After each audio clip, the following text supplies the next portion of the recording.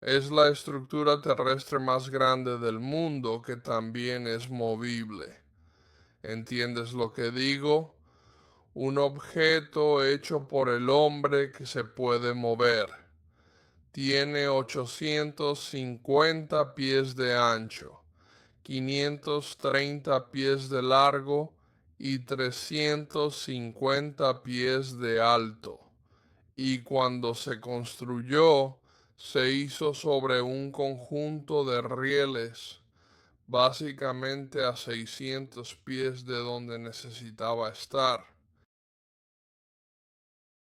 Y te estarás preguntando, Doug, ¿por qué no lo construyeron directamente donde tenía que ir? Es una buena pregunta. Verás, el entorno donde se construyó esto es duro, por decirlo menos. El entorno donde se construyó en realidad es mortal. Tal vez hayas oído hablar de un pequeño lugar llamado Chernóbil y en 1986 el reactor número 4 allí se sobrecalentó y literalmente explotó. En un esfuerzo por mitigar las consecuencias nucleares de esta situación, se construyó rápidamente una estructura sobre el reactor dañado, el número 4, y por supuesto, se construyó principalmente con tubos de acero, que como puedes imaginar, en la naturaleza salvaje rusa, eventualmente comienzan a oxidarse y deteriorarse. Bien, y para principios de los años 2000, los científicos pudieron ver que esta estructura básicamente se iba a derrumbar sobre sí misma y que algo nuevo tenía que ser creado. Ahora, lo que estás viendo aquí puede ser difícil de distinguir, pero esta chimenea y todo esto es la antigua planta de energía de Chernóbil. Y esto de aquí se llama el nuevo edificio de confinamiento seguro. Literalmente no se podía construir encima del reactor, porque la radiación allí es tan intensa que literalmente mataría a los trabajadores. Así que lo construyeron sobre un conjunto de deslizadores de acero, y cuando estuvo terminado, puedes ver aquí que el perfil del extremo del edificio coincide perfectamente con el resto de la planta nuclear. Pero cuando lo construyeron, lo terminaron y lo deslizaron en su lugar para cubrir ese reactor y cubrir el otro recipiente de contención que estaba fallando. Ahora, si llegaras a Chernóbil, que no sé por qué en el mundo querrías ir allí, pero si pudieras llegar al nuevo edificio de contención segura en Chernóbil, en Rusia, cuando llegues a este edificio, notarías algo que es un poco diferente, algo que es un poco extraño en este edificio. No hay puertas. En absoluto ahora, principalmente porque estás tratando de contener algo y no dejar que nada entre o salga, ¿verdad? Hay una especie de esclusa de aire, pero quiero decir, ¿puedes imaginarte construir un edificio que no tenga puertas? Quiero decir, usas una puerta todos los días de tu vida, me atrevería a decir, a menos que vayas de campamento y te quedes bajo las estrellas por un par de días. Las puertas son algo por lo que entramos y salimos. Estoy rodeado de ellas en este momento. No sé, nos tomaría un minuto.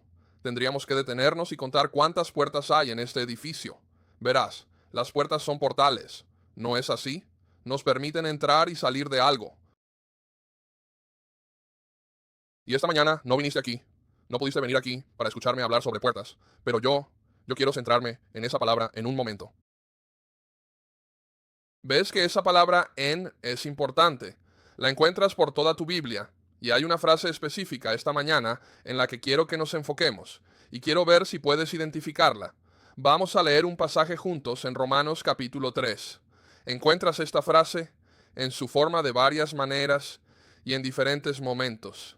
Quiero ver si puedes notarlo, pero ahora la justicia de Dios se ha manifestado aparte de la ley.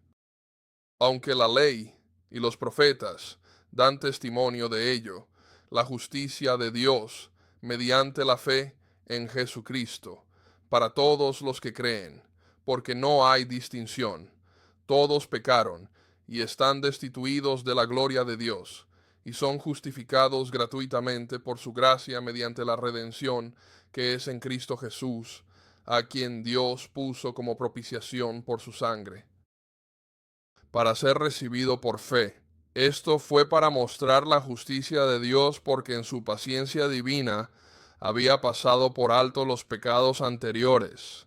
Fue para mostrar su justicia en el tiempo presente, para que Él sea justo y el que justifica al que tiene fe en Jesús. ¿Lo captaste 3 veces en ese pasaje? De alguna manera, forma o figura, tienes esta idea de estar en Cristo o en Cristo Jesús o en Jesucristo. Y esa es una frase en la que quiero centrarme esta mañana. Si buscaras en tu Biblia, según la investigación que hice, de una forma u otra, encontrarás esto aproximadamente 115 veces en las Escrituras. Esta idea de estar en Cristo. Ahora, si la Biblia dice algo una vez, eso es importante, ¿verdad? Pero si lo dice 115 veces, ¿no crees que eso es importante? Importante de verdad, perdona mi mala gramática, escrito 115 veces. Y lo interesante es que cuando empiezas a mirarlo, se usa de muchas maneras diferentes. Ahora, esta mañana no tenemos tiempo para revisar 115 escrituras, así que lo que quiero hacer es darte una visión general y luego te voy a dar una tarea. Acabo de perder a algunas personas ahí mismo, pero sé que no puedo lanzarte 115 escrituras esta mañana, pero tengo un folleto para ti después de los servicios y de esa manera, si quieres continuar y profundizar un poco más, puedes hacerlo porque es simplemente asombroso. A veces tomas algo y simplemente tienes que seguir esta frase, solo en Cristo. Está bien, sí, sé lo que significa. Pero cuando profundizas un poco más, es asombroso. Así que al comenzar, y tal vez esto parezca un lugar extraño para empezar, o incluso una frase extraña, pero necesitas entender que la iglesia está en Cristo. Miren Romanos capítulo 12 comenzando en el versículo 3, donde por la gracia que me es dada, digo a cada uno de ustedes, que no piense de sí mismo más de lo que debe pensar, sino que piense con juicio sobrio, cada uno conforme a la medida de fe que Dios le ha asignado. Porque así como en un cuerpo tenemos muchos miembros, y los miembros no tienen todos la misma función, así que, aunque somos muchos, somos un solo cuerpo en Cristo y miembros individuales unos de otros. Así que, aunque somos muchos, somos un solo cuerpo en Cristo y miembros individuales con dones que difieren según la gracia que se nos ha dado, usémoslos. Un solo cuerpo en Cristo. Ahora, si miras Efesios capítulo 1, versículos 19 al 22, 19 al 22, entenderás que el cuerpo es la iglesia en Mateo capítulo 16. ¿Cuándo? Cuando Jesús les preguntó alrededor del versículo 13, ¿quién dicen los hombres que soy yo? Algunos dicen Juan el Bautista, Elías o uno de los otros profetas. Pero en el versículo 15 les preguntó, ¿quién dicen los hombres? ¿Quién decís vosotros que soy yo? Tú eres el Cristo, el Hijo del Dios viviente. Y en el versículo 18, Jesús dice, sobre esta roca, y la roca no era Pedro, la roca era la confesión de Pedro. Sobre esta roca edificaré mi iglesia. ¿Entiendes que hay un solo cuerpo en Cristo? Piensa en eso. ¿Qué significa eso? ¿Qué significa eso? Bueno, si algo puede estar en Cristo, ¿crees que es posible que algo esté fuera de Cristo? En el capítulo 15 de Mateo, le preguntan a Jesús, ¿por qué tus discípulos rompen la tradición de los ancianos al no lavarse las manos antes de comer? Y Jesús les va a hablar sobre sus tradiciones. ¿Por qué invalidan la palabra de Dios? Al romper los, al romper, los mandamientos de Dios, porque ustedes dicen que Dios dice, quien honra a padre y madre, o Dios dice que debes honrar a padre y madre, pero ustedes dicen que debido a su tradición, lo que se da a padre y madre debe ser donado a Dios, entonces no tienen que honrar a padre y madre. El versículo 9 de ese pasaje, Jesús dice, en vano me adoran, enseñando como doctrinas mandamientos de hombres. Había personas en el primer siglo que pensaban que estaban adorando correctamente, pero no lo estaban. Verás, si algo puede estar en Cristo, tienes que entender que es posible que algo más esté fuera de Cristo. Hay una diferencia. Hay una diferencia. ¿Sabes? Si te preguntara esta mañana, ¿cuán ancho es este púlpito? ¿Cuán ancho es? Bueno, podríamos adivinar. Ah, parece de unos 3 pies, Parece de 28 pulgadas. Parece esto, parece aquello, parece. Pero ¿sabes qué? Si queremos saber la respuesta real, lo que haríamos es sacar una cinta métrica. Mide con la cinta métrica, que es el estándar, y todos los argumentos cesan cuando sale el estándar. Una vez que lo medimos con una cinta métrica, sabemos su ancho, y eso es todo. ¿Sabes? Hablando con los ancianos de Éfeso en Hechos capítulo 20, les dijo que cuidaran del rebaño de Dios, y dijo que es la iglesia de Dios, que él compró con su propia sangre. La iglesia fue comprada con la sangre de Jesús. Y tendría sentido entonces que estuviera en Cristo. La única iglesia verdadera está en Cristo. Pero ahora tienes que entender que la iglesia no es el edificio. ¿Sabes? Tenemos un apego especial a los edificios de la iglesia. A veces hay lugares a los que vamos y lugares donde nos reunimos y adoramos juntos. Pero el edificio es un edificio. Entiendes que la iglesia en realidad son las personas. Y sabes, la Biblia dice eso. Son santos que están en Cristo. Mira Filipenses capítulo 1, versículo 1. Pablo y Timoteo, siervos de Cristo Jesús, a todos los santos en Cristo Jesús que están en Filipos, con los obispos y diáconos, gracia a vosotros y paz de Dios nuestro Padre y del Señor Jesucristo. Ahora, algunos grupos hoy en día quieren tomar a ciertas personas y quieren elevarlas, quieren llamarlas santos, y les dan ese título a ciertas personas especiales, casi los convierten en ídolos, por así decirlo. Pero, ¿sabes lo que dice la Biblia? La Biblia dice que los cristianos son santos. ¿Sabes? Los únicos dos requisitos realmente para ser un santo, y los encuentras en Efesios capítulo 1. Pablo hizo esto muchas veces. Efesios capítulo 1, versículos 1 y 2. Pablo, apóstol de Cristo Jesús, por la voluntad de Dios, a los santos que están en Éfeso, y los fieles que, en Cristo Jesús, gracia a vosotros y paz de parte de Dios, nuestro Padre, y del Señor Jesucristo. Si quieres ser un santo, es realmente simple. Tienes que estar en Cristo y tienes que ser fiel. Eso es todo. ¿Entiendes? Todos los cristianos son santos. Sabes, ese es un término. Es un término bíblico. Es una palabra bíblica. Así es como lo llama la Biblia. No es algo especial en un sentido. Y, sin embargo, en otro sentido, es lo más especial que existe. ¿Ves? Los cristianos están en Cristo, literalmente. Cuando ponemos ian al final de la palabra, literalmente significa tener las mismas características o atributos que la persona descrita. Un cristiano es alguien que tiene las características de Cristo. Entonces tiene sentido que estén en Cristo, ¿verdad? Pero ahora, estar en Cristo no significa automáticamente que obtienes un pase libre. Es como ¡zas! Estoy en el edificio. Ahora estoy bien. Correcto. Acabamos de ver que tienes que ser fiel. ¿Qué significa eso? Bueno, entiendes que la fe debe estar en Cristo. Filipenses capítulo 3, esto es Pablo hablando, pero todo lo que gané lo considero pérdida por amor a Cristo. De hecho, considero que todo es pérdida por el incomparable valor de conocer a Cristo Jesús, mi Señor. Por su causa, he perdido todas las cosas y las considero basura para ganar a Cristo y ser hallado en Él, no teniendo una justicia propia que proviene de la ley, sino la que se obtiene mediante la fe en Cristo.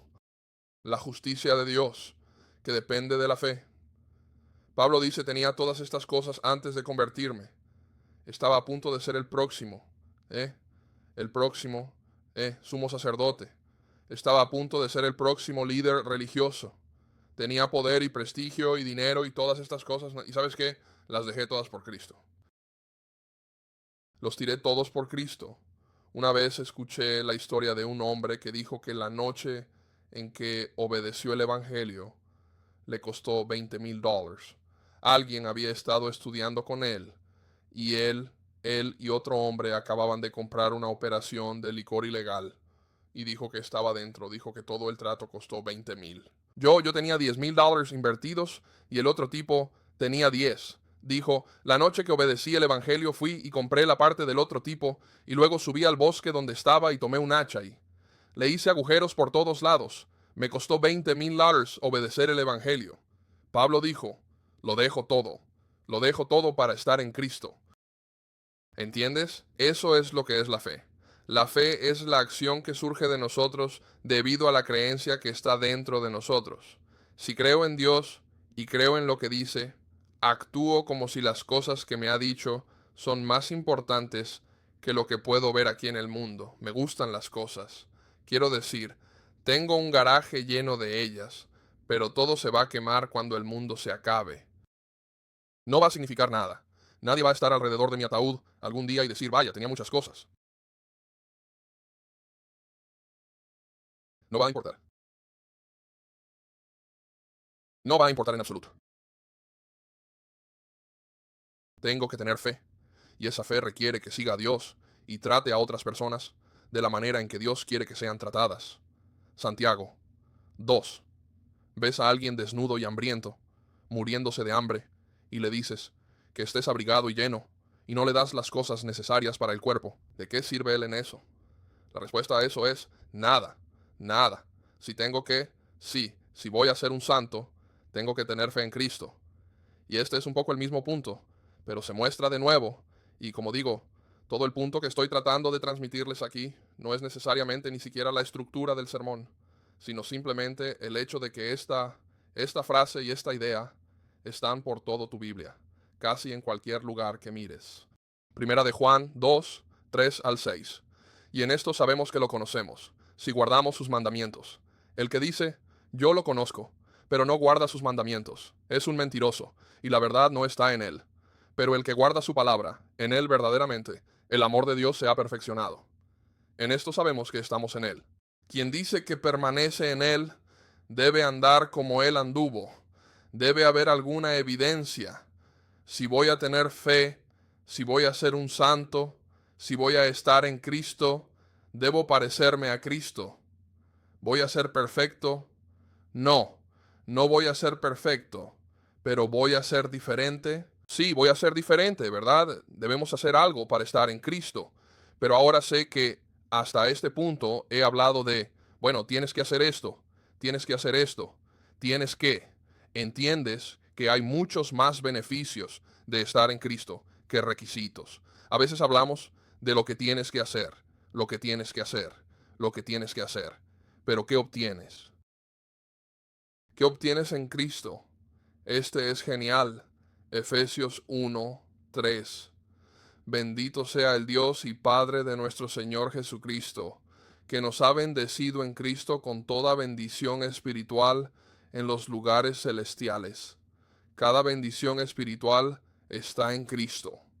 Una vez más, si cada bendición espiritual está en Cristo, ¿cuántas bendiciones espirituales están fuera de Cristo?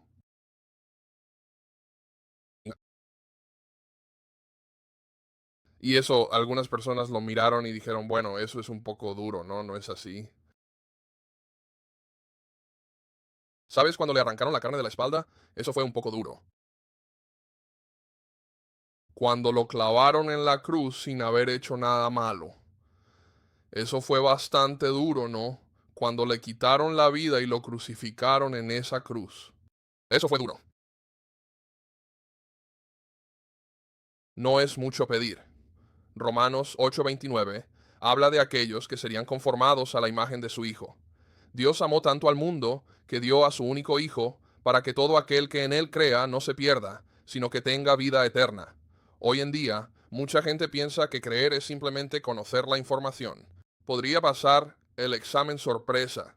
Esa creencia no es saber la información. La creencia es que la información te cambie.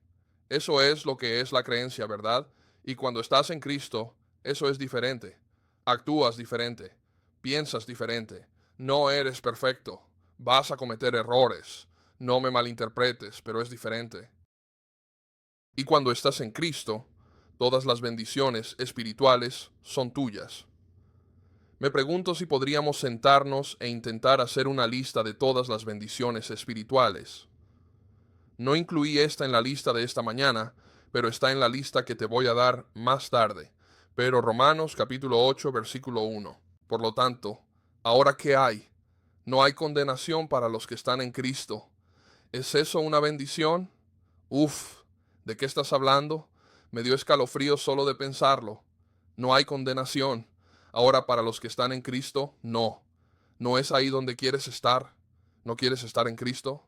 Pero hoy en día, tanta gente quiere mirar y hacer y ir y quieren ser lo que quieran ser.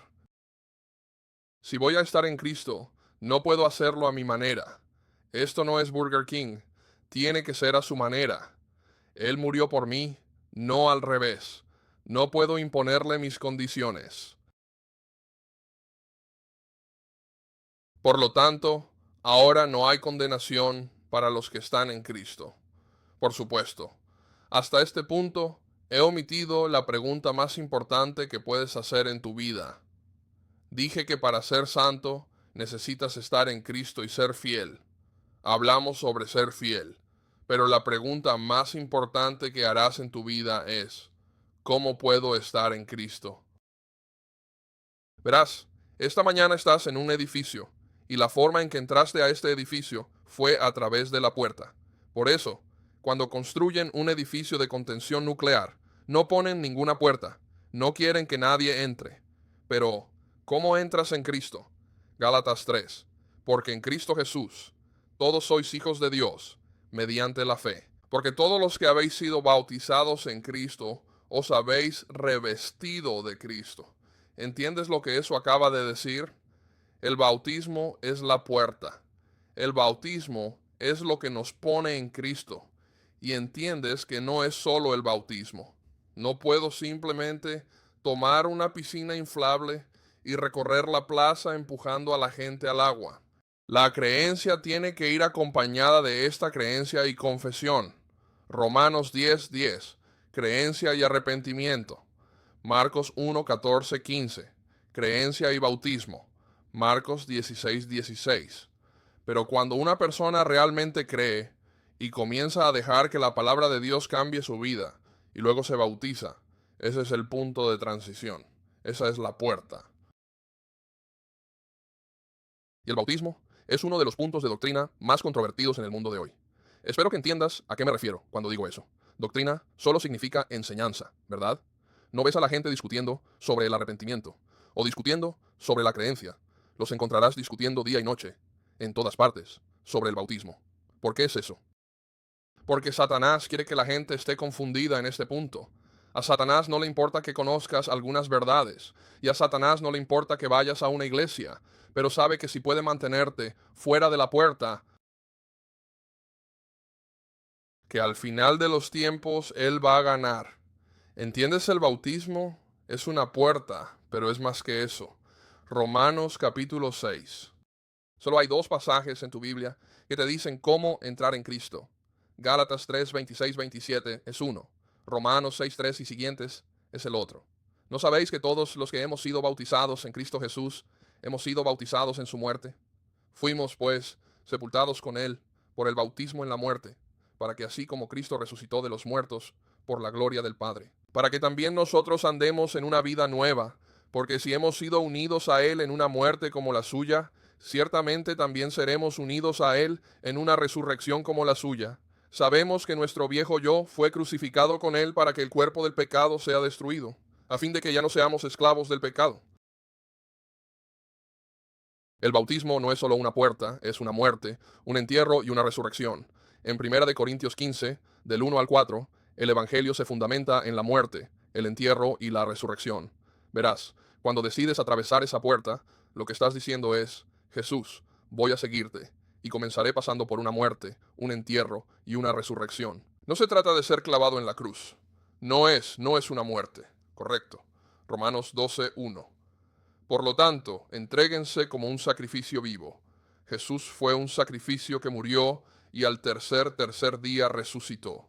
Dios no necesita que hagamos eso.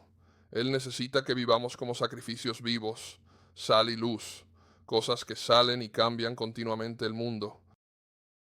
Eso es lo que nos ha llamado a hacer. Si quieres ser un santo, si quieres estar en Cristo, Si quieres ser fiel, así es como lo haces. Ahora, sé que te he dado mucho esta mañana y muchos versículos, y como dije, tengo tarea para ti en la mesa donde está sentado el señor Larry. Hay un folleto de doble cara cubierto de un extremo al otro con escrituras. Como dije, pensé que les ahorraría la miseria de tratar de revisar 115 versículos esta mañana, y ni siquiera tiene 115, pero hay más que suficiente allí para que empiecen. Les aconsejaría que tal vez revisen las bendiciones espirituales. Sería algo interesante tratar de sentarse y hacer una lista. No sé si podemos hacer una lista exhaustiva o no. Tal vez sea un ejercicio para otro momento, pero todas las bendiciones espirituales están en Cristo. No sé qué necesitas esta mañana. No sé si estás en Cristo o fuera de Cristo. Tal vez estés en Cristo y luchando. Tal vez estés fuera de Cristo y luchando. No lo sé, no lo sé, pero sé que tienes un Dios que te ama. Sé que estás rodeado de su gente que te ama. Y si podemos ayudarte esta mañana, ¿vendrías mientras tenemos esta invitación? Así que